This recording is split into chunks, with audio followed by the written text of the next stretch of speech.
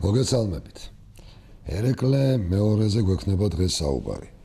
ერეკლე მეორეს ეპოქა საქართველოს ისტორიაში ერთ-ერთი ყველაზე გარდამტეხი გზაგასაყარია, რომლითაც დაამთავრდა ფაქტობრივად ჩვენი ქართული სამეფოს ისტორია.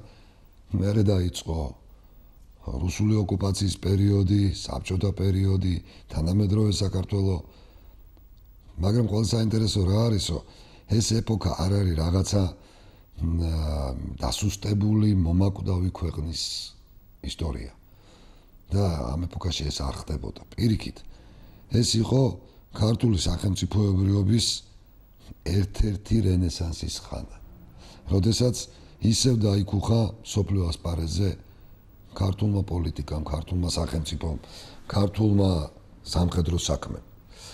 ყველაფერი დაიწყო მე-18 საუკუნის დასაწყისში, როდესაც პეტრე პირველის ღალატის წყალობით ვახტანგ მე-6 იძულებული გახდა, რომ რუსეთში გადახვეწილიყო და 1200 რჩეული ქართველი თან წაეყვანა, ხოლო მთელი საქართველო აღმოჩნდა ოსმალთა ბატონობის ქვეშ. 1724-დან 35 წლამდე ჩვენი ისტორია ამ პერიოდს უწოდებს ოსმალობის ხანას.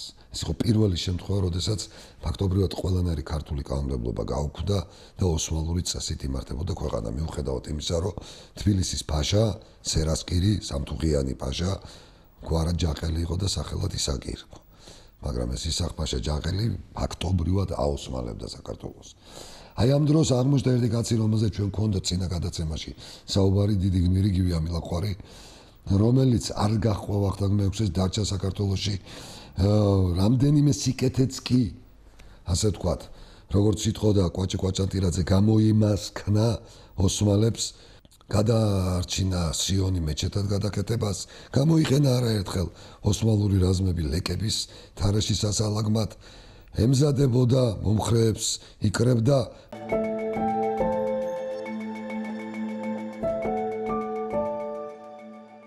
მარჯვე დროს უცდიდა და დადგა ესეთი მარჯვე დროც 1735 წლისთვის ირანის სივრცეში, რომელიც ირანიც მანამდე ფაქტობრივად 15 წლის მანძილზე იავარქმნილი ჰყავდათ ავღანელებს, ოსმალებს, რუსებს. დაწინაურდა ვინმე ნადირ ხანის, შემდგომში ეს ნადირ შაჰ ავშარია, რომელმაც ავღანელებიც დაიმორჩილა, ოსმალებიც ალაგმა და გააჩინა სათანადო სიტუაცია ქართლში აჯანყებისა, რომელსაც სათავეს ჩაუდგა გივი ამილახვარი და განდევნა აღმოსავლეთ საქართველოდან ოსმალები. აი ამ დროს, სწორედ აი ამ პერიოდში გამოჩნდა პირველად ასპარეზზე 15-17 წლის ერეკლე მეორე, რომელიც იყო კახეთის მეფის ერეკლე პირველის, სხვა შორის რომელიც ერეკლე პირველიც ითვლება შესაძლო მამად პეტრე პირველისა და ამაზე ქართველ მეცნიერებსაც ჰქონდათ მონაცემები, ცნობილ რუს ისტორიკოს ალექსეი ტოლსტოისაც და ასე შემდეგ. და დღესაც ინტერნეტში არაერთი, ასე ვთქვათ, სტატია ქვეყნდება თუ პოდკასტი თუ სხვა ინტერვიუ, რომელიც ამტკიცებს, რომ პეტრე დიახ ერეკლე პირველის უკანონო შვილი იყო. სწორედ ამ ერეკლეს ყველაზე უმცროსი ვაჟი იყო თეიმურაზ მეორე. თეიმურაზ მეორეს ვახტანგ მე-6-ის ქალიშვილისგან, თამარისგან ყავდა ერეკლე მეორე, ერთადერთი ვაჟი. და თეიმურაზ მეორე და ერეკლე მეორე განსხვავებით მათი სხვა ნათესავებისგან, მამის მხრიდან თეიმურაზ სხვა ძმების ან ძმისშვილებისგან იყვნენ ქრისტიანები და ისინი შეუერთდნენ გივი ამილახვრის ამ მოძრაობას, გათავისუფლეს კახეთი, ასე ვთქვათ, ოსმალებისგან, მაგრამ რა მოხდა?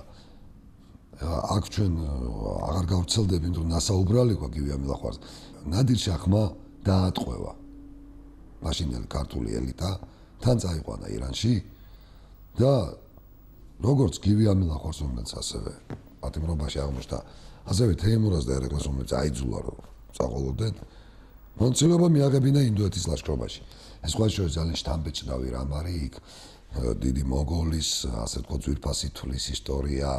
ეს ის პერიოდია, როდესაც ბრიტანეთი ჩედის ინდოეთში და ძალიან იკვეთება სხვათა შორის ნადირ შაჰის, ბრიტანელების ხაზი და ძალიან სერიოზული ვარაუდების გამოთქმა შეიძლება და შესწავლის საგანი უნდა გახდეს ერეკლე მეორეს ურთიერთობა ბრიტანულ ოსტ-ინდურ კომპანიასთან.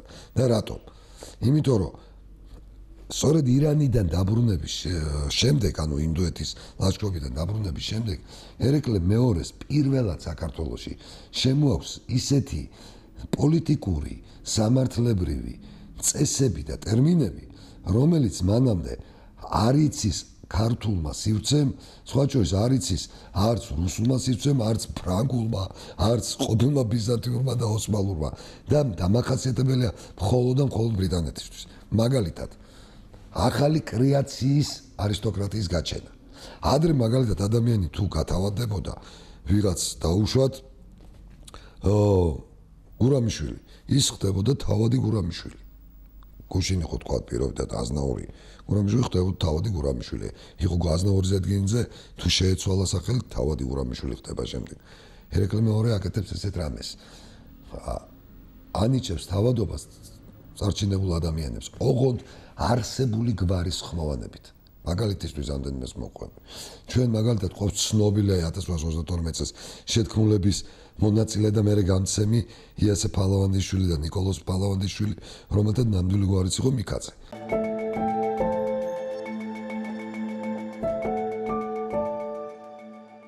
აზნაური მიკაძე გაათავადა ერეკლე მეორემ და მას მიანიჭა უკვე არსებული გვარის ხმოვანება ფალავანდიშვილის.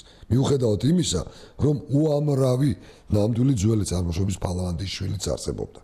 ასევე აკეთებს, როდესაც იესე ოსეს ძეს გაათავადებს ასევე მიკაძეს, მას მიანიჭებს ბარათაშვილობას. ამ დროს არაერთი ბარათაშვილი არსებობს, მათ შორის ნიკოლოზ ბარათაშვილის ოჯახი, მაგრამ აი მიკაძეს როგორც კი თავადობას ანიჭებს, მიუხედავად იმისა, რომ მიკაძეები სამეგრელოში არიან თავადები და ქართლში მხოლოდ აზნაურები, უკვე თავადურ ხარისხში აყავს ტრადიციული ერთ-ერთი თავადური გვარის ბარათაშვილის ხმოვანებით. იგივე შემთხვევა გვაქვს ყველას ძალიან ცნობილ დიდ ქართველ სოლომონ ლეონიძესთან დაკავშირებით სამწუხაროდ მისი ძველი გვარი არ ვიცით. ის საერთოდ ჯერ გლეხი იყო, გააზნაურდა, მერე გათავადა და მას შეეცვალა გვარი.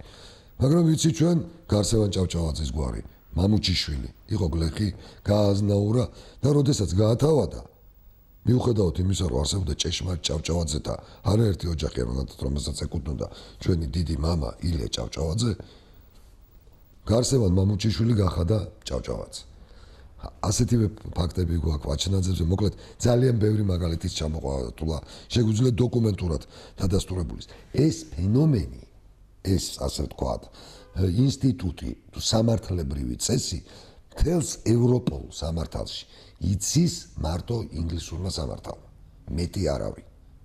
და შეუძლებელია, თუ დამთხოვა არ არის, რომ კონტაქტები არ ყოფილიყო იმ სივრცესთან და დაინტერესება თუ როგორ ხდება ბრიტანეთში. მეორე მაგალითი.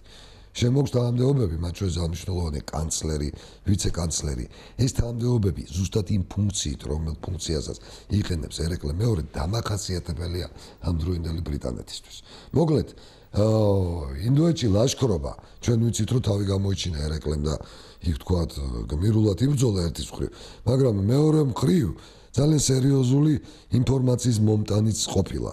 იმიტომ რომ აშკარად იგრძნობა შეხება ბრიტანულ დიპლომატიასთან, ბრიტანულ სივრცესთან, რომელიც ზუსტად ნადირ შაჰის პარალელურად ამ სივრცეებში იმ პერიოდში აქტიურობდა. მაგრამ ერეკლეზე და თეიმურაზე მეტად ინდოეთში ლაშქრობაში თავი გამოიჩინა გივი ამილახვარმა, რომელიც დაბრუნდა თუ არა ქართლში, მომენტალურად სათავეში ჩაუდგა ქართლის აჯანყებას ნადირ შაჰის წინააღმდეგ. სხვა შორის ერთი რამ საინტერესო იყო, რომ ნადირ შაჰს თეიმურაზისა და ერეკლესთვის რჯული შეცვლა არ მოუთხოვია. და ესეც შესასწავლია, იმიტომ რომ ნადირ შაჰი არ იყო კლასიკური შიიტი. ნადირ შაჰი ცდილობდა ახალი რელიგიის ჩამოყალიბებას. ანუ საერთოდ იყო თუ არა მუსლიმი მსოფლმხედველობით, ეს კიდევ შესასწავლი და კიდევ გასარკვევია.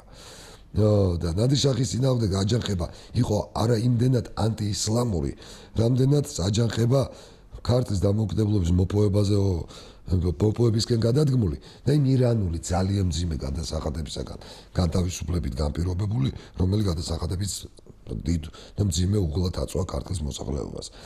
აი სწორედ 1740 წლების დასაწყისში, როდესაც იწყებს გივი აჯანყებას ნადიშახის წინააღმდეგ, ის პირველ რიგში სთავაზობს თეიმურაზ და ერეკლეს, რომ ან მამა, ან შვილი მობრძანით სვეტიცხოველში ეკურთხეთ ქრისტიანულად მეფეთ. ამდენი საუკუნის შემდეგ, ხო ჩვენ ვიცით, რომ ფაქტობრივად 1606 წლის შემდეგ აღმოსავლეთ საქართველოში არც ერთი მეფე ქრისტიანულ წესით აღარ კურთხეულა და ყველას უწევდა ტახტზე ასვლა ისლამის მიღების შემდეგ. და სთავაზობს. მაგრამ არავის არ ჯერა, რომ შესაძლებელია ინდოეთის დამპყრობლის, მთელი შუა აზიის დამომორჩილების, ოსმალეთის დამამარცხებლის, ნადირ შახის წინააღმდეგ ბრძოლა და მით უმეტეს წარმატებული ბრძოლა მხოლოდ ქართლის ძალებით, გივი ამილახურის ძალებით. და რა თქმა უნდა თეიმურაზ და ერეკლე ამ დროს თავს იკავებენ ამ აჯანყებაში მონაწილეობაზე, მაგრამ ხდება სასწაული. 3 წლის განმავლობაში აჯერმეთ ბრძოლას მოუგებს ნადიშახს გივი ამილახვარი და აი ამ დროს ნადიშახი იძულებული გახდება ასეთი რამ განაცხადოს, რომ თუ კი გივი ამილახვარს ან მოკლავენ, ან შეიპყრობენ და მას მიგურიან, ან თვალებს დაატყრიათ. მოკლედ გივი ამილახვარს თუ გაანეიტრალებენ, ქართველებს ნება ეძლევათ ქრისტიანული წესით მეფე დასვა.